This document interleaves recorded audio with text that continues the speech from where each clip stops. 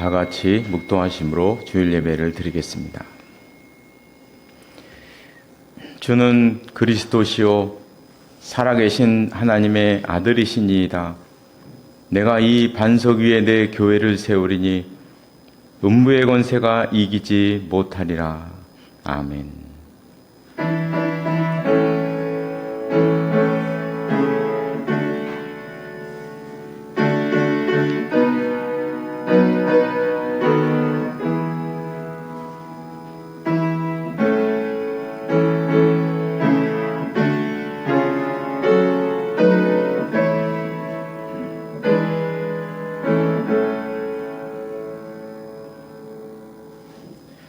모두 일어나셔서 찬송가 2장 부르시겠습니다. 찬송가 2장입니다.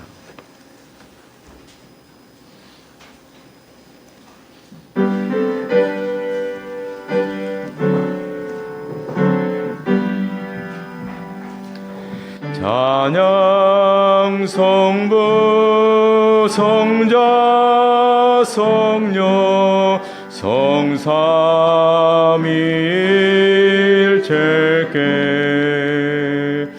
영원 무궁하기까지 영광을 돌리세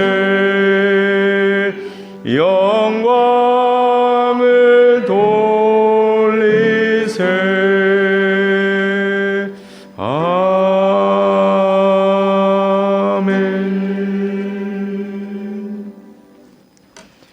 교동문은 15번입니다.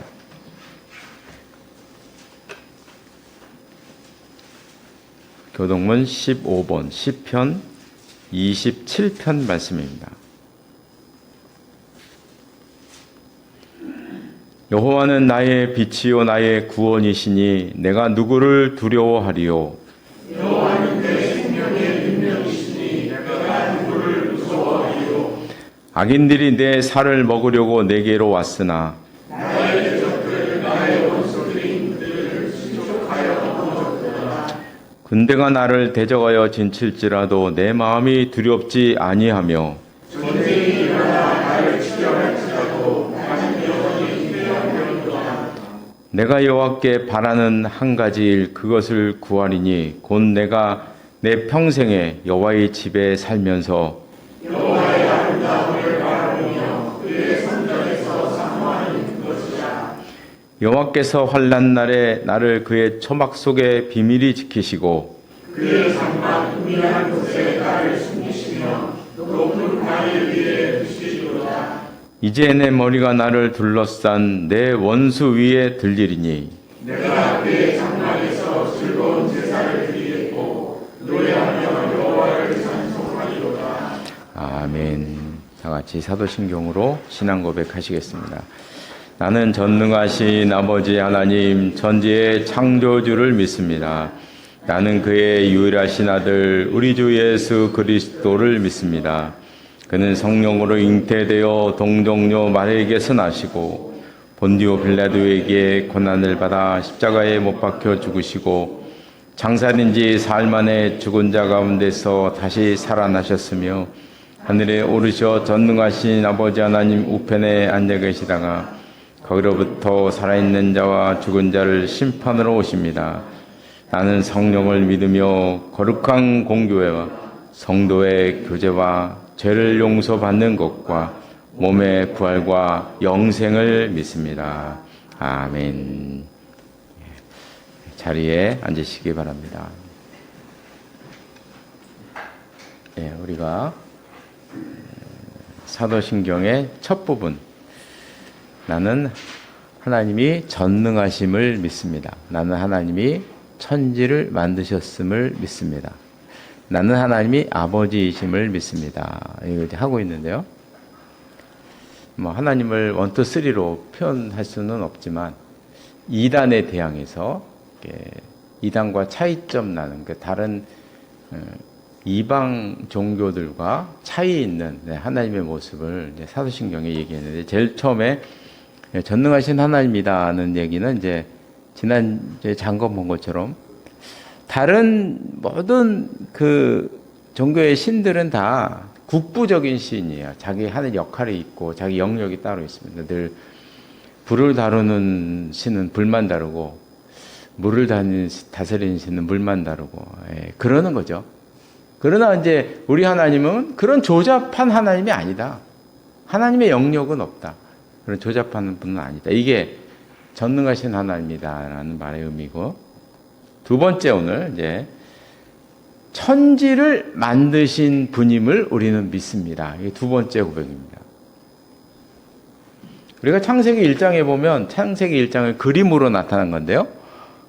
맨 첫째 날은 이제 빛이 있으라 그랬고, 그 다음에 이제 땅을 바다를 만드시고, 그다음에 셋째 날은 이제 식물 만드시고, 넷째 날은 태양과 별, 달, 그 다음에 이제 동물, 물고기, 마지막 그냥 물고기와 새, 그 다음에 마지막 날 동물과 인간 이렇게 만드셨다 이렇게 되어 있는데요. 여기 나와 있는 이런 것들, 해, 달, 별, 식물, 물고기, 동물, 이런 것들이 다 그 당시 이방 사람들이 믿었던 신들이에요. 저게 다 신입니다, 신. 예를 들면 이제 물고기 신 있어요. 성경에 나오는 다곤, 물고기 신이에요. 물고기. 그리고 우리가 잘 아는 10가지 그 이집트에서의 애굽에서의 10가지 재앙이 다 이게 신들에 대한 재앙이에요. 그 이집트 사람들은 곤충신이 있었고, 다 신적인 존재들을 사용을 한 거예요. 그들이 믿고 있는 신의 존재로 그들을 친 거예요. 신을 심판한 거죠, 신을. 이게 10가지 재앙이 단지 뭐 그냥 사람들 괴롭히려고 하는 그런 재앙이 아니에요. 그들이 믿고 있는 신에 대한 하나님의 심판. 이걸 이제 말씀하고 있는 거죠. 그래서 이집트는 42개의 주인가 그런데 각 주마다 신이 하나씩 있대요. 따로따로. 곤충신, 꾀구리를 신으로 하고 이렇게 이제 하고 있다는 거죠. 그 중에서 이제 가장 상위에 있는 신이 뭐냐면 태양신이에요. 태양신. 이집트의 태양신. 그 머리 위에 태양을 이고 있잖아요. 파라오가 태양을 이고 있는 거예요. 그래서 이걸 라신이라고 해요. 라신. 이집트는 태양신을 믿고 있어요. 이렇게 창세기 1장에 나와 있는 그 물건들이라 그럴까? 그 존재들이 다 그들이 믿고 있던 신들을 이렇게 표상해서 얘기하는 거예요. 그래서 창세기 1장에서 말씀하고 있는 건 무슨 얘기냐면, 너희들이 믿고 있는 신은 신이 아니다. 그건 피조물이다. 하는 것을 창세기 1장에서 나타내고 있는 거예요. 이 메시지가 중요한 거예요. 너희들이 믿고 있는 신들은 신이 아니다. 그거는 피조물이다. 그걸 만드신 분은 따로 계시다. 이게 창세기 1장의 이야기거든요. 근데 이것을 이제 그 이방인들의 입장에서 한번 생각해 보세요. 이방인, 태양을 신으로 믿고 있던 이집트인들이 창세기 1장을 딱 봤다고 생각해 보세요. 자기들이 믿고 있는 신이, 태양이 신이 아니네. 그렇죠? 창세기 1장은 그걸 말하는 거예요. 그들이 읽었을 때 이건 신이 아닌 거예요. 이건 피조물인 거예요. 그걸 만드신 분이 따로 계시는 거예요. 그러니까 창세기 1장의 메시지는 아마 인류 역사상 창세기 1장만큼 충격을 준 메시지가 없어요. 창세기 1장만큼 사람의 생각을 바꿔놓고 사상을 바꿔놓고 문화를 바꿔놓은 말씀이 없어요. 메시지가 없어요. 창세기 1장이 가는 곳마다 우상을 다 엎어버리는 그런 게 이제 창세기 1장의 내용이에요. 너희들이 믿는 신은 신이 아니다. 피조물이다. 이 이야기죠.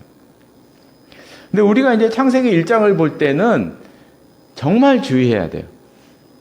많은 사람들이 자꾸 이 창세기 1장의 이 내용을 글자 노름을 해요. 글자 노름. 창세기 1장의 중요한 건 메시지예요. 근데 자꾸 글자 노름을 해요. 글자대로 보려고 그래요.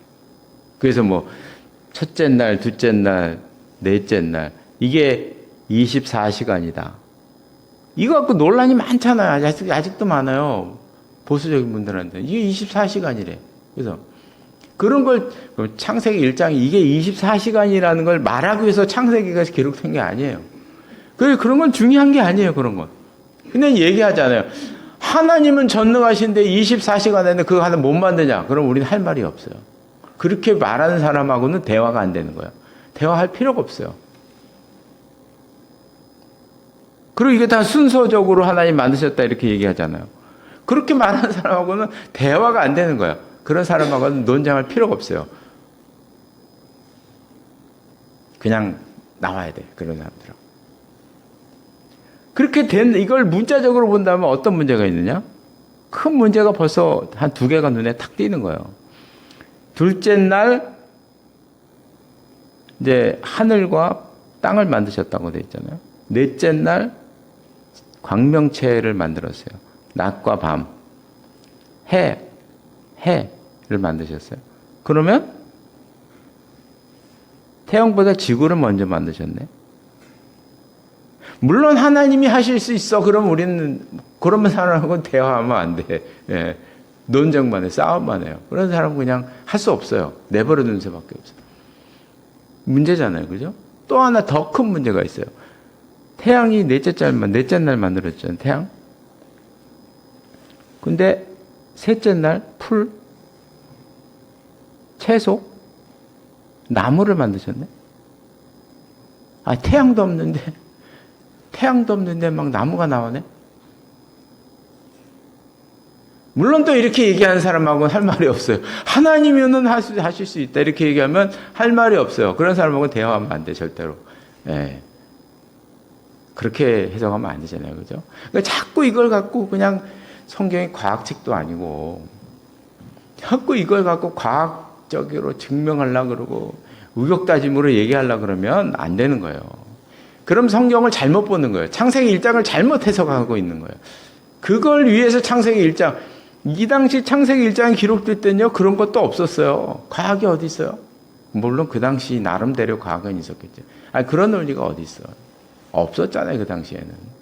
그걸 자꾸 지금의 관점에서 이렇게 자꾸 투영해가지고 보려고 하니까 성경이 자꾸 어긋나는 거예요.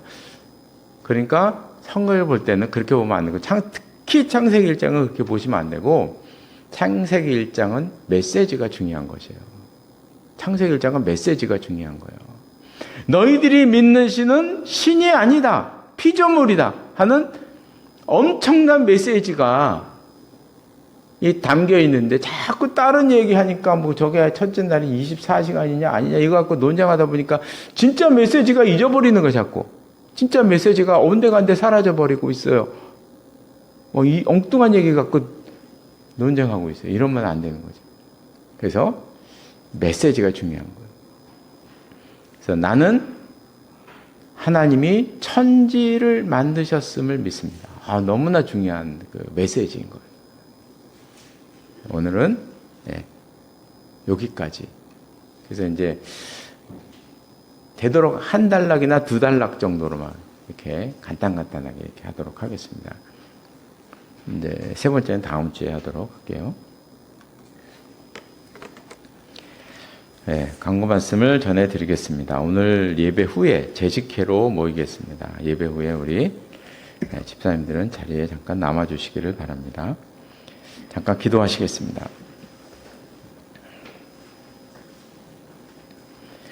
우리의 삶과 인간의 역사를 섭리로 인도하시는 하나님 아버지, 지난 한 주간 동안도 저희를 날개 아래 품어주셨다가 이 시간 한 자리에 모여서 예배드릴 수 있도록 인도하시니 감사를 드립니다.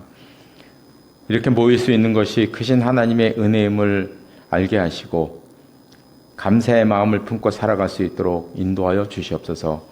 바울을 비롯한 수많은 신앙의 선배들이 그러했던 것처럼 저희들도 서로 사랑하며 아끼는 마음으로 살아갈 수 있도록 인도하여 주시옵소서. 세상이 아무리 우리를 굴복시키려고 달려올지라도 인내하며 기도하며 극복해 나갈 수 있도록 함께하여 주시옵소서. 지금 중동에는 전쟁으로 인해 많은 사람들이 큰 재난 속에 들어갔고 전 세계가 경제 문제로 인해 몸살을 앓고 있습니다. 이런 일이 있을 때마다 인간의 악함과 연약함을 동시에 느끼게 됩니다. 하나님의 손길이 함께 하셔서 속히 전쟁이 끝나게 하시고 일상으로 돌아갈 수 있도록 주님 인도하여 주시옵소서. 이 시간 하나님의 말씀을 듣고자 합니다. 주신 말씀을 깨닫게 하시고 깨달은 말씀을 마음속에 간직하며 살아갈 수 있도록 인도하여 주시옵소서. 예수님의 이름으로 기도드리옵나이다. 아멘.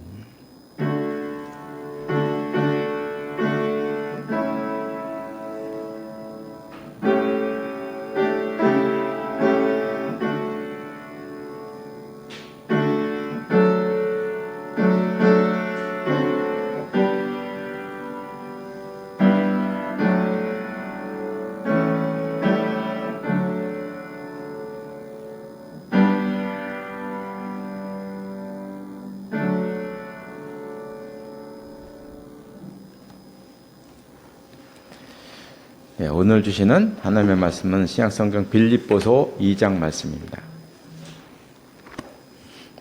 빌립보서 2장 19절에서 30절 말씀. 신약성경 320쪽에 있습니다. 19쪽에서 19절에서 30절 말씀까지 한 절씩 교독하시겠습니다. 제가 먼저 2장 19절 말씀을 읽겠습니다. 내가 디모데를 속히 너희에게 보내기를 주 안에서 바람은 너희의 사정을 알므로 안위를 받으려 함이니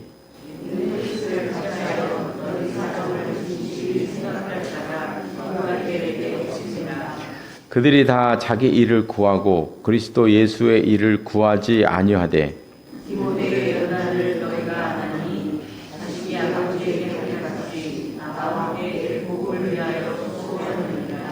그러므로 내가 내 일이 어떻게 될지를 보아서 곧 이 사람을 보내기를 바라고 나도 속히 가게 될 것을 주 안에서 확신하노라. 그러나 에바브로디도를 너희에게 보내는 것이 필요한 줄로 생각하노니 그는 나의 형제요 함께 수고하고 함께 군사된 자요 너희 사자로 내가 쓸 것을 돕는 자라.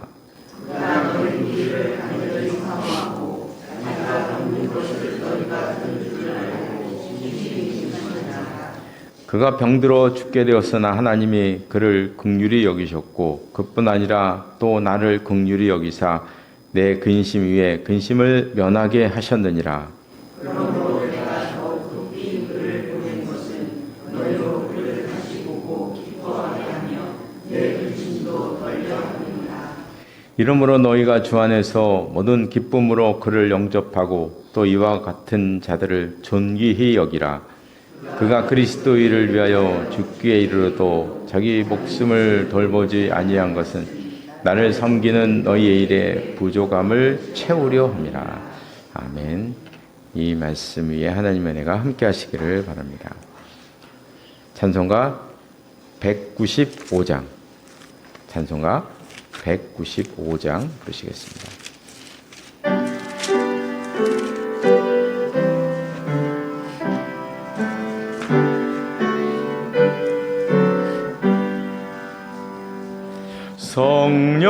성령이여 우리 찬송 부를 때 진심으로 찬송하게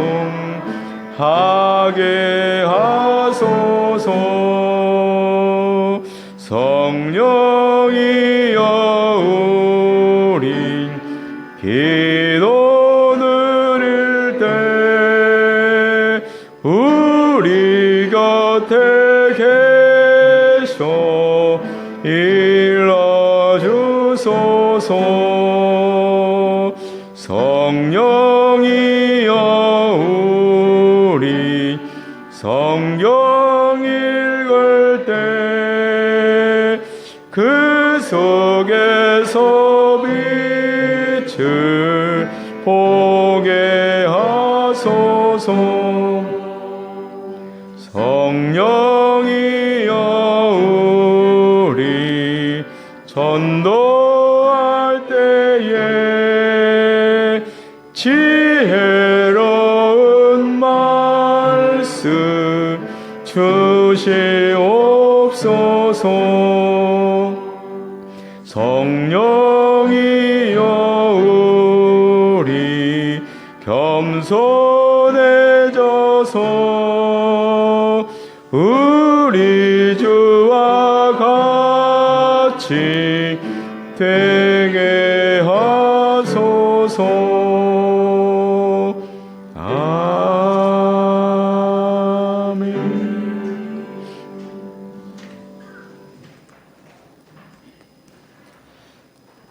우리가 지난주에는 빌립보 교회에 있었던 갈등을 생각해 보았습니다. 교회를 이끌어가던 두 여인 사이에 우리가 알지 못하는 갈등이 있어서 그로 인해서 이제 교인들은 그래 지도자가 이렇게 갈리면 밑에 있는 사람들은 참 애매한 겁니다. 어떻게 해야 될지, 어느 편에 서야 되는 건지, 쓰지 말아야 되는 건지 그런 미묘한 갈등들이 있었던 것으로 보입니다. 그래서 바울은 두 여인에게 갈등을 극복하는 길은 겸손을 회복하는 것이다. 겸손을 주문을 했습니다.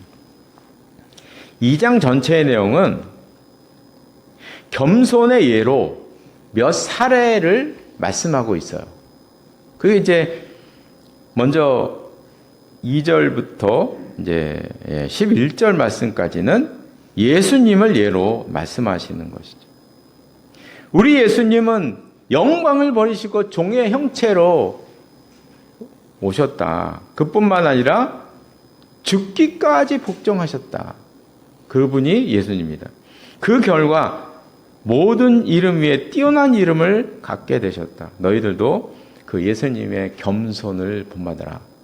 겸손을 본받아라. 이렇게 말씀하십니다. 두 번째로는 12절부터 18절까지는 이제 바울 자신의 예로 자기 자신을 예로 들어서 설명을 하고 있습니다.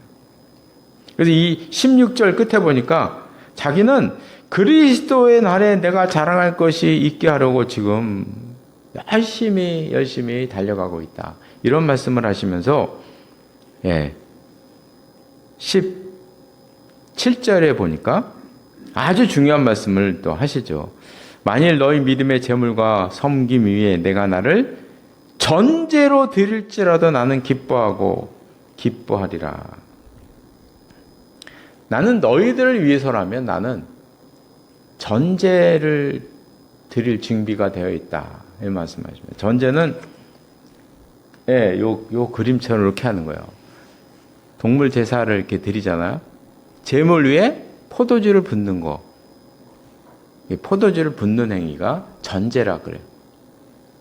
이방인들도 이런 걸 했는데 이방인들은 포도주를 이렇게 마시다가 옆에 우상이 있잖아요. 조그만 우상이 있잖아요. 여기 있으면 여기다가 머리에다 이렇게 자기가 마시던 포도주를 이렇게 부어요, 막. 그런 이제 로마 영화나 이런 거 보면 그들이 이렇게 뭐 마시다가 막 부어, 그러니까 습관처럼 부읍니다. 이런 걸 이제 다 통틀어 전제라 포도주를 붓는 행위입니다. 이렇게 포도주를 붓는 것은 중요한 의미가 있어요. 무슨 의미가 있냐면 내 생명을 이 제물에 붓겠다 하는 거예요. 내 생명도 이 제물과 함께 드리겠다. 이런 의미를 가지고 있는 것입니다. 그러니까 이 말씀의 의미는 빌립보 교인들 너희를 위해서라면 나는 내 생명을 붓겠다. 이런 말씀을 하고 있는 거예요. 붓겠다. 빌립보 교인들이 이런 바울을 생각하면 이런 갈등 속에 살면 안 되죠. 그렇죠? 이런 갈등 속에 살면 안 되죠. 바울은 지금 생명을 걸면서 복음을 전하다가 감옥에 갇혀서 언제 죽을지 모르는 이런 상황 속에 갇혀 있는데 지금 빌립보 교인들은 편하게 지내면서 물론 고대 사람들이 편해봐 얼마나 편하겠냐면 그 당시로서는 그렇죠. 뭐 감옥에 간 것도 아니고 지금 그들은 편하게 지내는 거잖아요. 편하게 지내면서 지금 교회 안에서 서로 편가르기를 하고 있으니 답답한 일인 거죠. 저는 한국 교회가 여러 가지 갈등에서 헤어나오려면 저는 선교사님들을 생각하면 된다고 생각해요. 뭐 이렇게 머리 싸매고 생각할 거 없어요. 선교사님들을 생각하면 이렇게 편하게 앉아서 노닥거리면서 싸우고 편가리하고 갈등하면 안 되죠.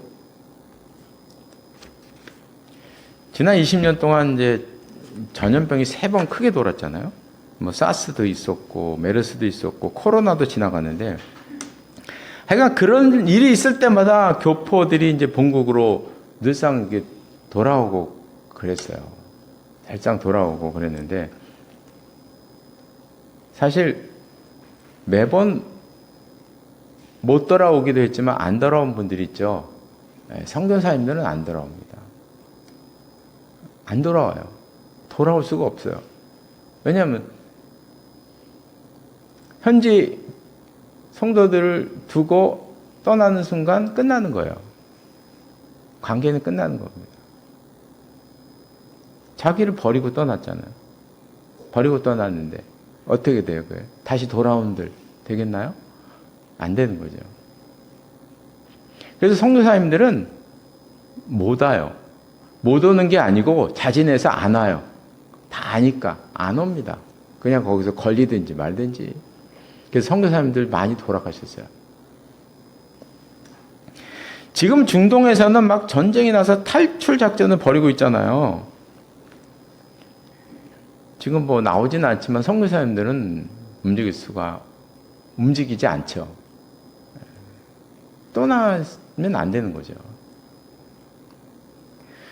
그래서 그분들을 생각하면 싸우면 안 되는 거예요. 사실 싸우면 안 돼요. 지금 빌립보 교인들에게 이제 그런 말씀을 간접적으로 얘기하는 거예요. 나를 생각하면 너희들 싸우면 안 된다.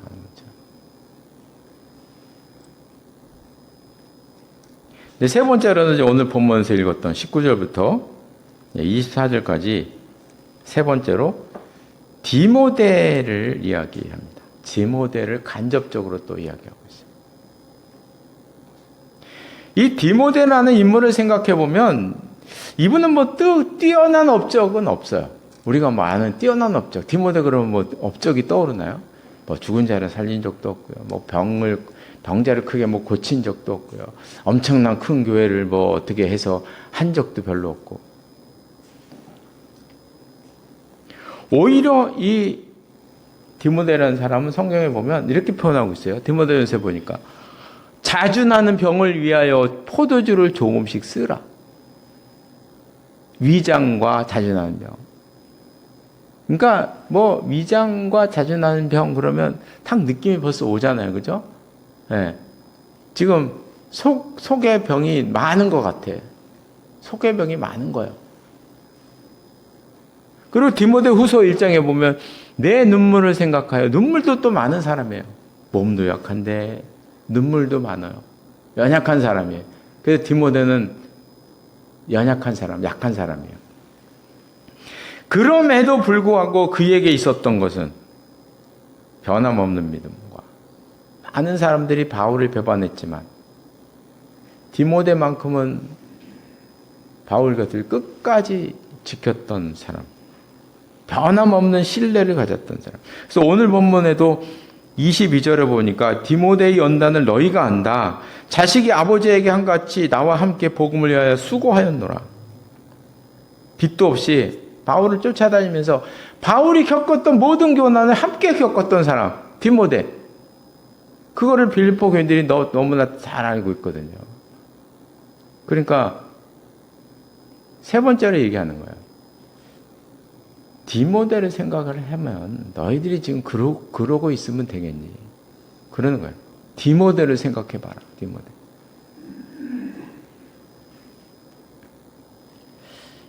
마지막으로 2장 19절 말씀부터 19절부터 24절까지 디모데고요. 25절부터 30절까지 보면 에바브로디도라는 사람이 나와요. 에바브로디도. 에바브로디도를 본받아라. 그래서 이제 본문에는 에바브로디도가 어떤 분인지가 잘 나타나고 있어요. 25절에 보니까 25절 끝에 보면 이런 얘기를 해요. 너희 사자로 내가 쓸 것을 돕는 자다.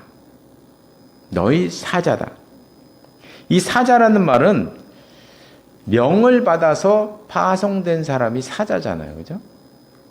그러니까 이 에바브로디도는 빌립보 교회의 명을 받아서 바울에게 파송된 사람이에요.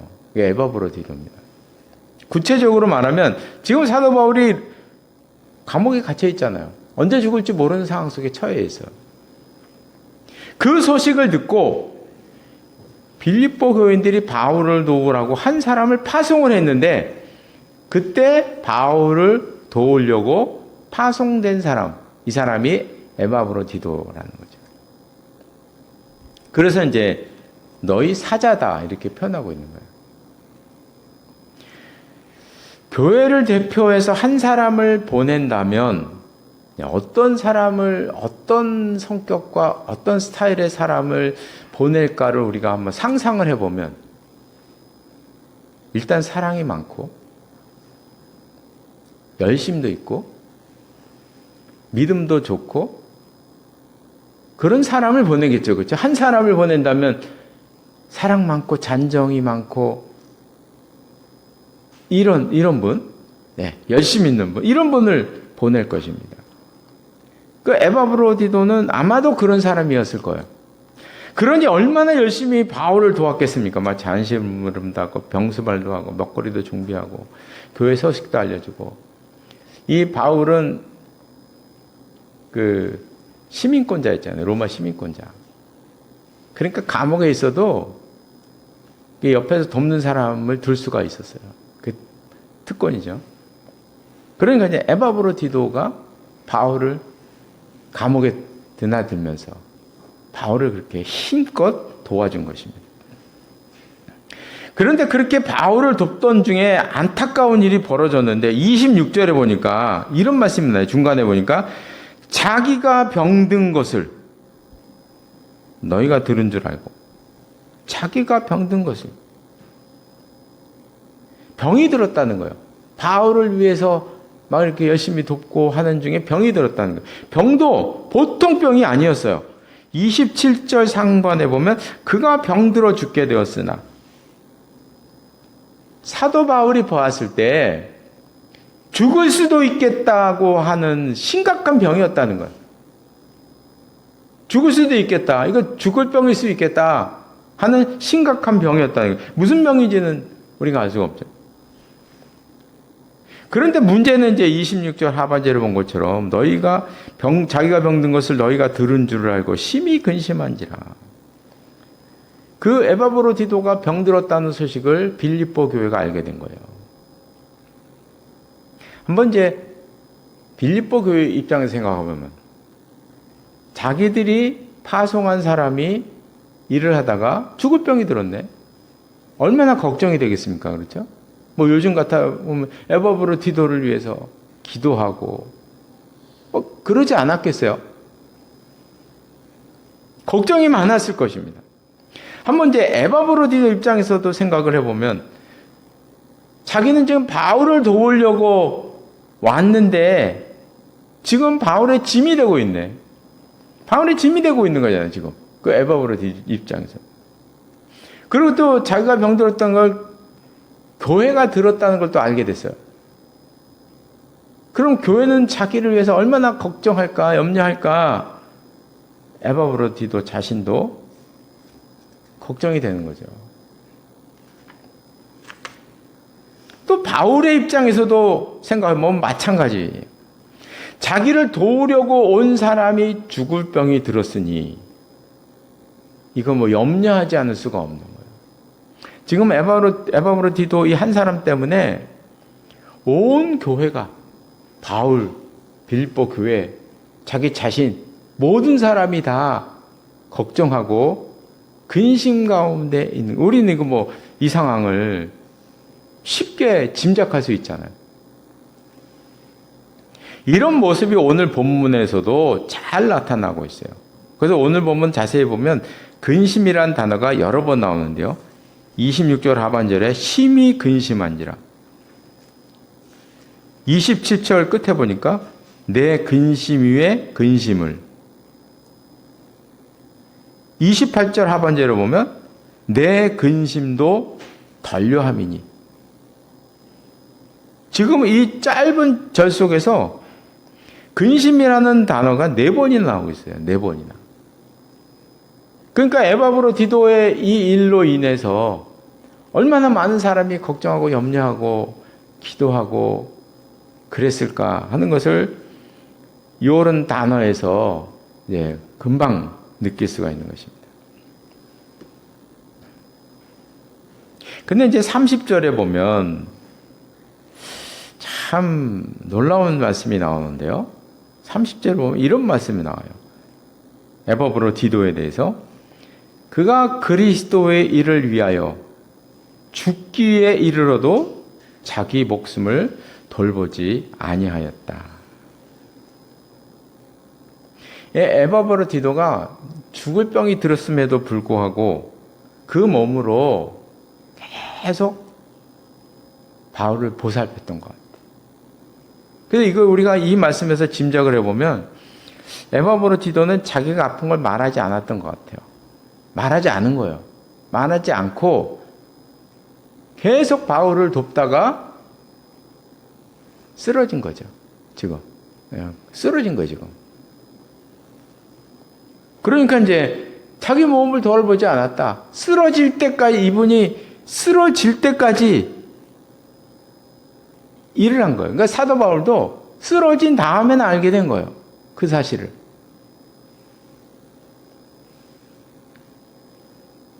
이런 상황이었는데, 기적 같은 일이 벌어졌습니다. 27절에 보니까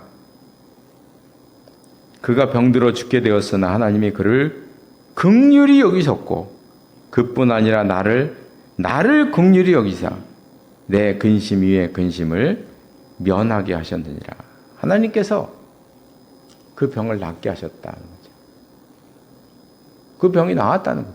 죽을 병이었는데 분명히 사도 바울은 많은 것들을 경험한 분이니까 보면 대충 알 거 아니에요. 그죠? 연세도 많고. 아는 거죠, 대충. 이거 죽을 병인데 분명히. 살아난 거예요. 살아났어요. 이렇게 병이 나았다는 소식이 이제 교회에도 전해진 거죠. 그러니까 온 교회가 이 에바브로디도의 일로 인해서 기뻐하고 환호하고 그러고 있는 것입니다. 교인들도 기뻐하고 바울도 기뻐하고 에바브로디도 자신도 기뻐하고.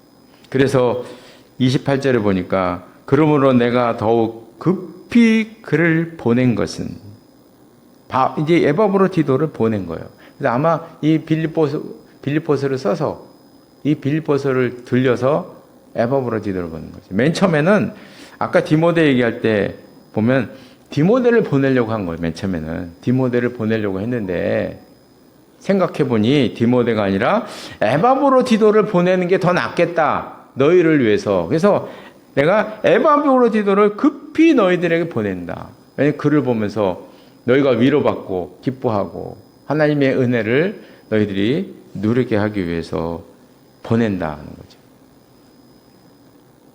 그래서 이런 상황을 보면 이 에바브로디도 한 사람으로 인해서 온 교회와 바울에게 큰 기쁨이 되고 큰 힘이 되고 용기가 되고 위로가 되고 능력이 되는 하나님의 은혜를 새롭게 경험하는 이런 일들을 겪게 되면서 바울이 이야기하는 거죠. 너희들도 에바브로디도를 본받아야 되지 않겠냐. 지금 교회 내에서 다투고 싸우다니 제정신이냐. 너희들이 지금 에바브로디도를 직접 보내는 거예요. 봐라. 이 사람을 봐라. 이 사람을. 너희가 그러고 있으면 되겠냐. 두 여인에게, 특히 지도자인 두 여인에게 지금. 바울은 빌립보 교회를 너무나 사랑했어요. 직설적인 표현을 안 써요. 다른 교회 같았으면 국물도 없었을 텐데 너무 사랑하고 아끼는 아름다운 교회니까 그러니까 완곡하게 표현해서 얘기하는, 그러면서 에바브로디도를 직접 보내잖아요. 얘 봐라, 이 사람을 봐라. 이제 말씀을 마치겠습니다. 저는 에바브로디도를 이렇게 말하고 싶어요. 그는 하나님을 감동시킨 사람입니다. 그 한 사람으로 인해서 교회가 감동을 받고, 바울도 감동을 받은 사람. 참 그분의 모습이 이렇게 좀, 글쎄요, 이런 분을 옆에서 보신 적이 있는지 모르겠어요. 누군가가 계시다면 누군가가 이렇게 탁 떠오르지 않아요, 그죠? 아, 저런 사람이었을 수도 있겠구나 하는 그런 분입니다. 그래서 바라는 것은 우리들도 에바브로디도 같은 그런 정신을 가진 사람, 그런 사람이 되었으면 좋겠습니다. 더 나아가서 우리로 인해서 하나님이 감동받으시고, 뭐 거기까지는 우리가 안 받아라도, 거기까지는 안 받아도 옆에 있는 사람이 감동을 받을 수 있을까요? 그렇죠? 그런 사람이 우리가 되었으면 좋겠습니다. 기도하시겠습니다.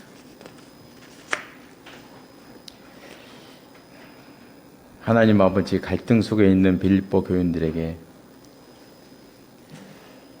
에바브로디도를 생각해라. 그가 어떤 사람이었고 어떻게 행동했는지 너희가 본받으라 말씀하고 있는 것을 저희들이 보았습니다. 우리가 에바브로디도의 모습을 생각을 하면서 우리의 삶이, 우리의 행동이 부끄러움을 느끼게 됩니다. 기도하는 것은 저희들에게 은혜를 베풀어 주셔서 저희 마음속에도 에바브로디도와 같은 정신과 사랑을 마음속에 품고 살아가는 저희들 될 수 있도록 인도하여 주시옵소서. 예수님의 이름으로 기도드리옵나이다. 아멘. 모두 일어나셔서 찬송가 400장 부르시겠습니다.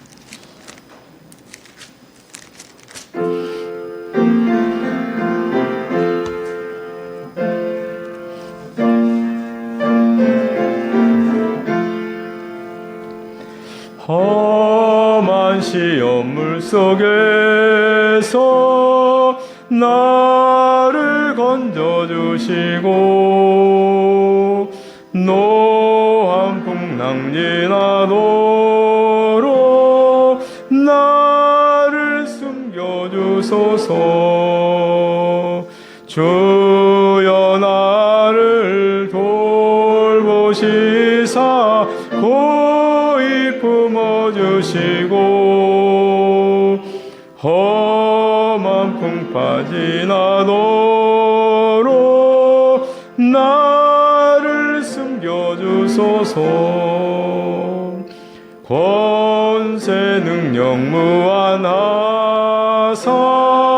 모든 시험 이기고 풍랑까지 다스리는 주님 앞에 배우니 주여 나를 돌보시사 고이 품어주시고 험한 풍파 지나도록 나를 숨겨주소서. 죄악길에 빠진 이 몸 캄캄한데 헤매며 부르짖는 나의 애원 들으소서. 내 주여 주여 나를 돌보시사 고이 품어주시고 험한 풍파 지나도록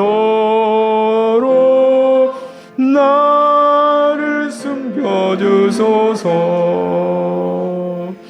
아멘.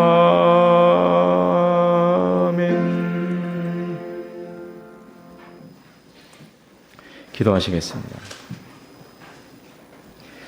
지금은 우리 주 예수 그리스도의 은혜와 하나님 아버지의 극진하신 사랑하심과 성령의 교제하심과 교통하심이 이 자리 나와 예배드린 귀한 하나님의 사람들과 가정과 기업 위에 항상 함께 하시기를 간절히 축원하옵나이다. 아멘.